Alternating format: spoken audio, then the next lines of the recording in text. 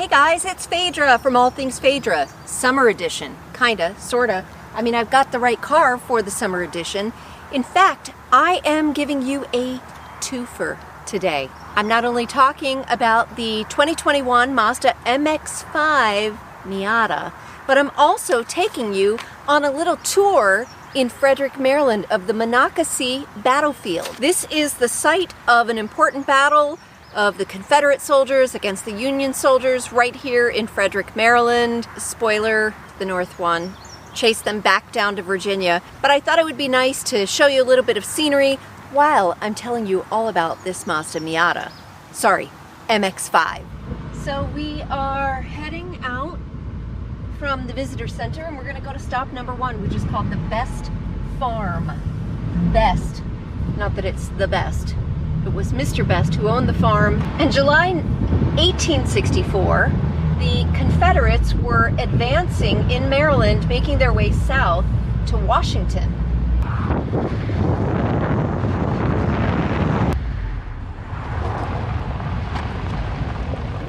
So first up, Best Farm. What happened here? We had the Confederate soldiers, the Union soldiers, and the Union soldiers started firing and set one of the barns here ablaze. Must have been quite a sight, and this is also quite a sight. This is the 2021 Mazda MX-5 Miata Grand Touring. So there are 3 trim levels for the Miata or the MX-5. There is the sport level, which is really the entry level. There is the club level, which is really more of like a sporty performance. And then there's the Grand Touring, which is all luxury. That's what we've got here today. I'm going to talk a little bit about what's new for 2021 and what's special about the Grand Touring. Let's start by looking at the exterior of this. First of all, we've got LED lights in the front and the rear. And while you're down looking, look at this beautiful paint job. This is the Snowflake White Pearl Mica, only available on the Grand Touring. Sort of like this metallic looking white color. The other thing that you'll notice over here on the Grand Touring and also with the club, you get the 17-inch rims, so nice sized tires. And right here on the mirrors, that's part of the appearance package that you get with the Grand Touring, you get color matching side view mirrors. If that matters to you, it should matter to you. And if we go all the way around back, again, here are the LED lights. And we've got this shark fin right here in addition to the antenna, the shark fin antenna. So that's something that you'll see primarily on the club and the Grand Touring. So I wasn't super impressed with the white at first until I saw the top. And let me show you what I love about the top. This is actually an upgrade right here. The soft top comes all the way up. And what do you notice about it? It's gray. So this is also an upcharge, but I think the gray looks really nice with the white. So appearance-wise, we've got this, they call this a piano black trim on the outside. That's part of the Grand Touring package. You also have these body-colored upper door areas right here that is matched to the color of the vehicle. We have leather-trimmed seats, and I'll get into all the interior features in a second. And then we have black door sill trim plates right here. So right now it's just appearance stuff that I'm talking about with the Grand Touring, but we're gonna go inside and I'm gonna show you what's special in there as well. Okay, here we are off to the next stop. This is called Worthington Farm. And the only thing I can tell you about it is that it was an area where the Confederates tried to hold their ground and the Union soldiers came up and were like, I don't think so. Chase them back to the cover of the farm.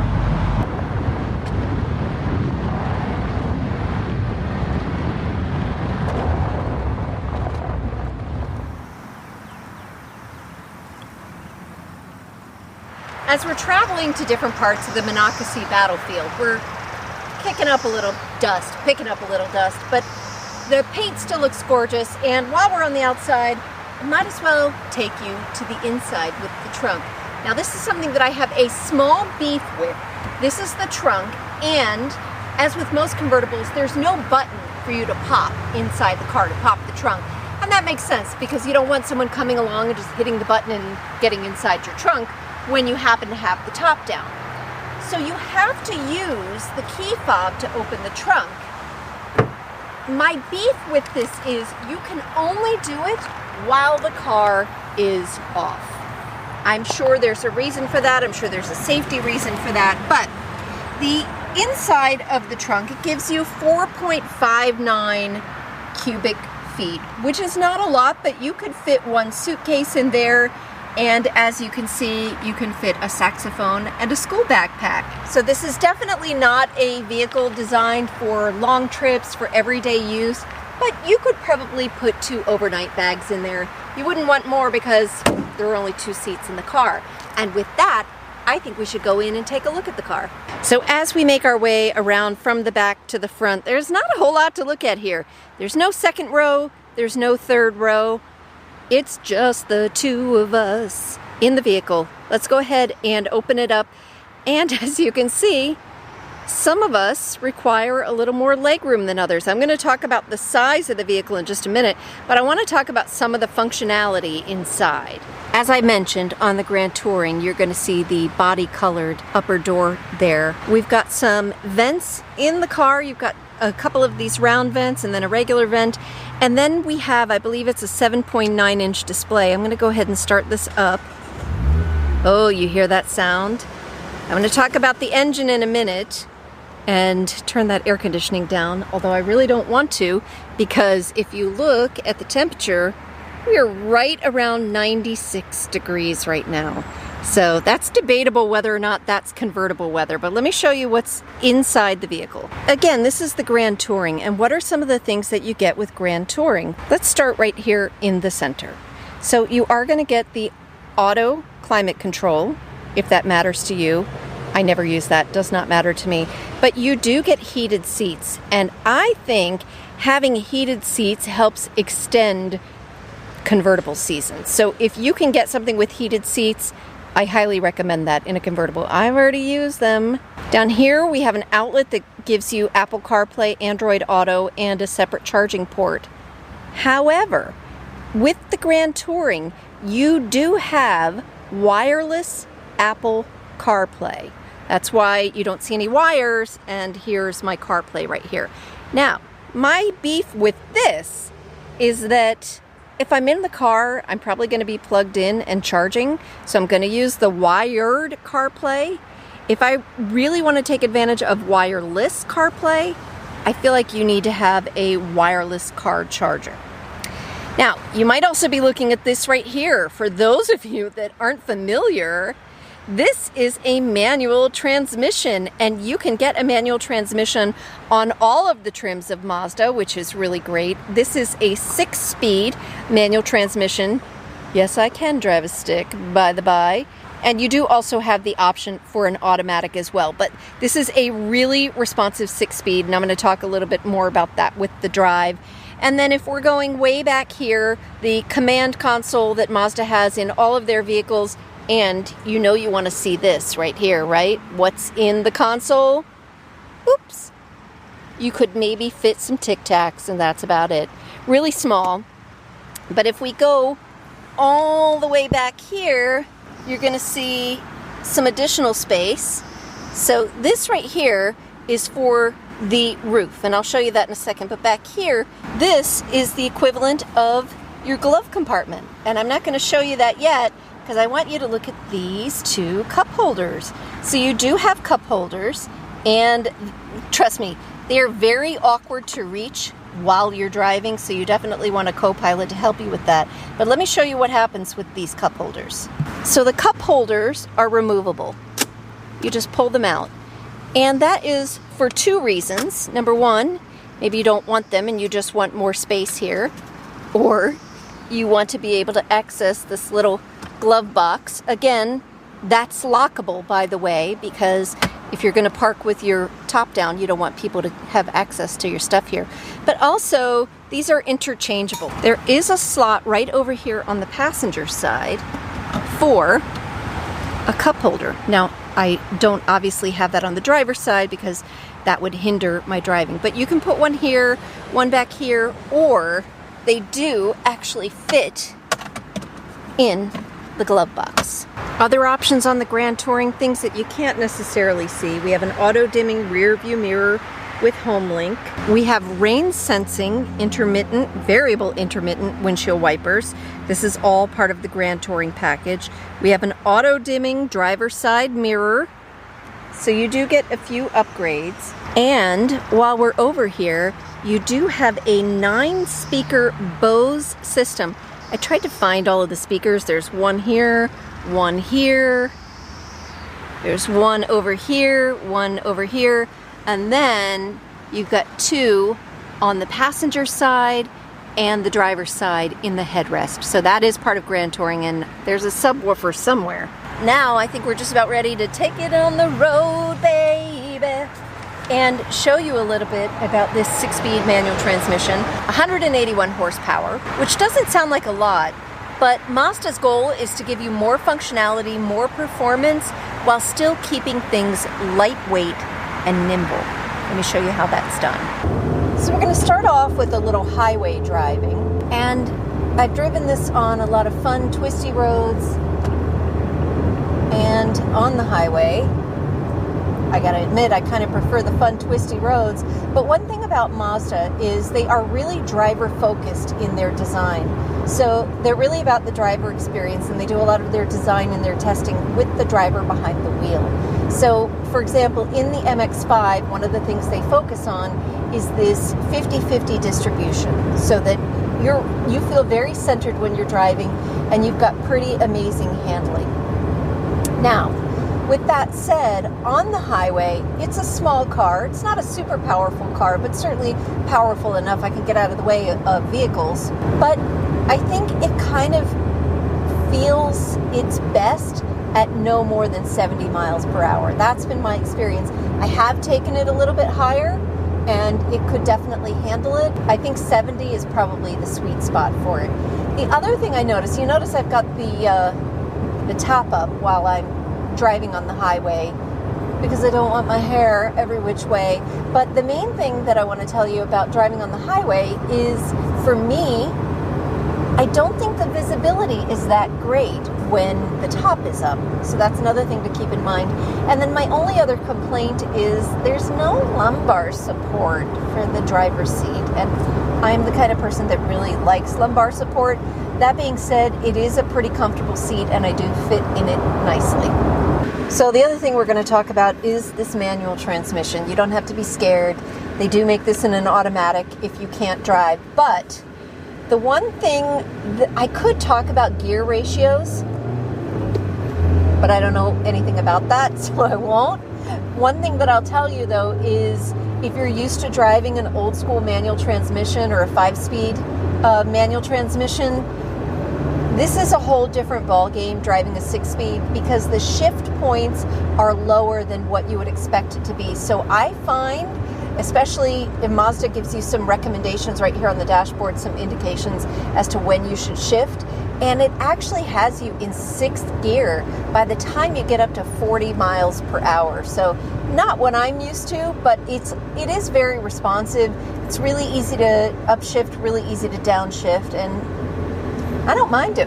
So the last thing that I want to talk about from a driving perspective is the handling. Now, I'm used to driving an SUV, but when you have a low, wide vehicle like this, a really nice center of gravity, the handling is amazing. So this is a really fun car, especially if you've got curvy roads, because you're not going to be, tilting this way or that way. It's just really amazing handling. I like to call this a motorcycle with 4 wheels. I think I already said that, but I stand by that.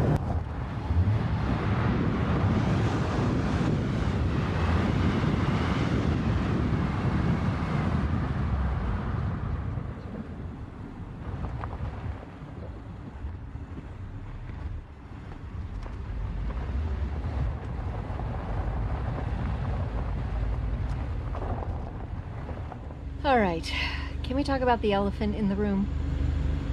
Sorry, I didn't mean you. But I'm gonna be honest. This is not a car designed for a large person. So I'm 5'3", and I feel a little tight in this car. I feel a little tight. Now, keep in mind that this is a 6-speed, so I've got to be up close so that my clutch foot goes all the way to the ground. But otherwise, proportionally, this car is great for me. I am used to driving an SUV, so I am used to sitting up higher. So that is something that I had to get used to. But let's be honest, how tall are you? 5'9". It was 5'9" and growing. He's a big guy. He's the one that helps me test out a lot of the cars. Sometimes you see him hidden in the back seat. Not this time. Because I'm small, he's not. And so if something is comfortable for me, it may not be comfortable for him, and vice versa. And this is a perfect example. He helped me when I reviewed the 2017 Mazda MX-5 RF with the retractable roof. And he was wondering why this feels so much smaller to him, because he was 10 years old at the time. The headroom, if the top is up, and I'll show you that in a minute, is 37.4 inches. In fact, why don't we do that now? There is a handle right here that allows you to quickly pull it up. I mean, I can do it with one hand, which means it's not hard to do. And you just have to, okay, maybe I need two hands. Help me out here. All right. Just latch it inside and push it, and we're good to go. So with the top up, I have 37.4 inches. You're okay headroom wise. If he was much taller, it might be uncomfortable. Here's one more complaint, and this is not on you, Mazda, this is on me. Because I sit so far forward and I keep the steering wheel down, which, I mean, this car is designed for small people like me. Then, when it's time to get out of the car, it is no easy task. I can't blame it on my size. Maybe I can blame it on my age. I don't know. I want to show you the other thing about the top. So I showed you putting it up. Taking it down is pretty easy, but it's not something you can do from within the car, and I'll tell you why. There's a switch in here.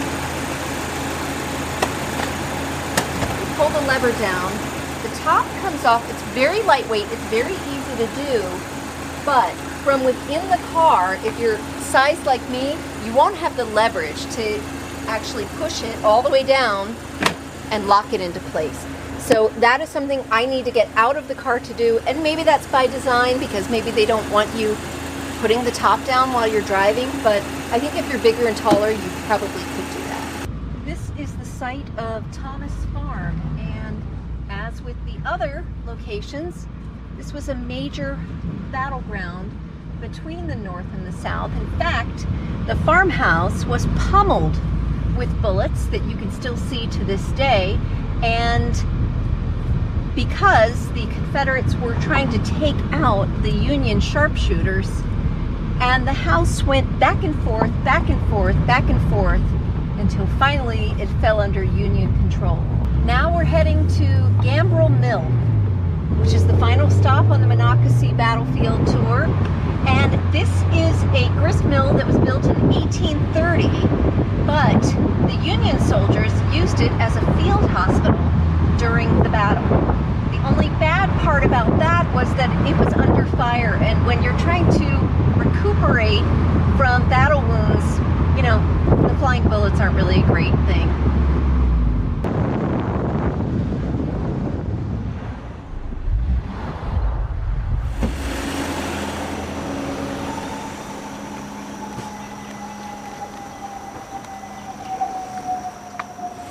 Stop the presses. I found something I want to show you. While I was looking for the hood release, I thought I found it in here, and I kept pressing this button. Turns out that is the trunk release, so my bad. That's the trunk release. This is the hood release right there, trunk and hood. I take back everything I said, Mazda. Now, the reason I wanted to show this to you is, as I mentioned, both the trunk and the hood are made of aluminum. This is a 2.0 liter 16 valve 4-cylinder engine, 181 horsepower, 151 pound-feet of torque. So it's a zippy little car. It's very hot under the hood, and I think we're ready to go on the road. I came, I saw, I drove. I ended up right back here where I started, at the Monocacy Battlefield Visitor Center. Maybe you can see there are a few cannons out there in the field. And I did it all on a 96-degree day, which is not always the best convertible weather. But I wanted to wrap up by telling you a few things about this Mazda MX-5. So I didn't get a spec sheet from Mazda, but I did price this out, the Grand Touring, with the paint options, the leather options, the gray convertible top, and came in with a final price of $33,360. In my area, that's about what you're going to pay. So it's prime convertible season, so you might not get a deal on anything like this if that's what you're looking for. Keep in mind, this is a 6-speed manual transmission, rear wheel drive. The automatics will run you a little bit higher. The EPA gas mileage on this is 26 city, 30 highway. I didn't keep track because really with a car like this, you're not getting it for the fuel economy. And while I'm talking about fuel, the other thing is that they recommend that you use premium fuel. You don't have to. There is a minimum octane rating that they require, but they do recommend premium fuel for optimal performance. That's going to wrap up my coverage of the 2021 Mazda MX-5.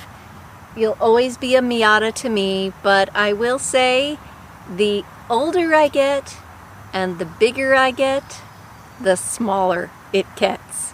So thanks for joining me for this fun ride, fun look at the battlefield, and I hope you hit the subscribe button. Come back for more adventures just like this.